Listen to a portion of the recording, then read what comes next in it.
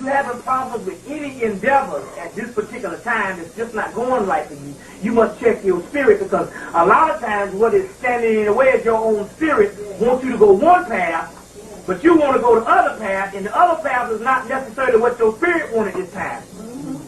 So therefore the spirit don't lend any energy to that for you to receive that, because in order for you to receive anything, it's got to be with a certain amount of energy. This particular book, that I bring the book down, and I mentioned this book, very good book. I suggest you get it. The Magician, the study and effects of the study and effects of magic, a study in effective magic. Now, see, the white boy told me. This is early when I first got into this stuff, this metaphysical thing back in then. I said, man, what's this whole section on magic? And he said, that's common when most people come in here. That was years ago. He said, that's common for most people to come up in here and look at that and all. He said, you don't even know what the concept of magic is. He said, if you have been taught that magic is, Doug Hennings and, Houdini and all. He said, those are tricks. And they have taken the ancient art of magic and have renamed it where the concept is lost, where you thinking of some trick shit. It don't work. This is talking about mastering your body, which is mastering the forces of the universe and being in control of the forces of the universe that the ancient would call magic.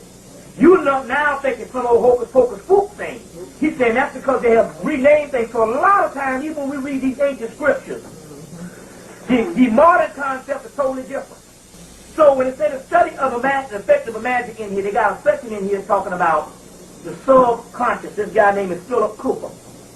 There's a section, Philip Cooper. It's called The Magician. And see, the book came out in '94, but I slept on the book for a while. I got so much of those. And when I opened the book up one day, he said, listen to it, everything around you is based on your subconscious.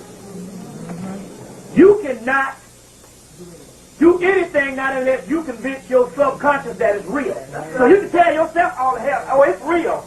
But deep in your subconscious, you still thinking on the other damn way. And it ain't going right for me because you ain't convinced your subconscious. That's right.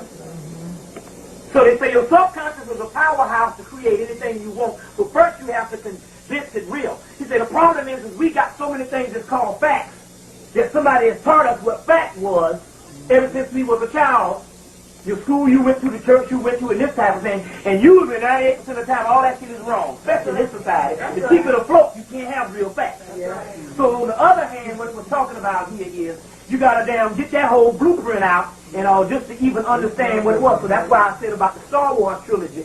Even when Yoda, he told him his spaceship had sunk into the ocean, into the little swamp. And Yoda said, you can get it out, and he was trying to pull it out with his mind. He said, I can't do it. It's too big. And Yoda said, size matters not. And then he said, I can't do it. He said, you want the impossible. And little Yoda, this big, closed his eyes and lifted the whole thing up, the ship up. And he said, I don't believe it. And Yoda said, that's why you failed. So we talk about the subconscious. This is a very good book on that particular part, based on that. You can't get it until your mind believes it. It's just like the weight thing with a lot of women have to battle. Any fool knows that as long as you see your ass fat, you can drink water, and it will just like you might as well eat 4 pounds of fat back. Because all it is it's a mind thing. If you see yourself fat, you're going to be fat.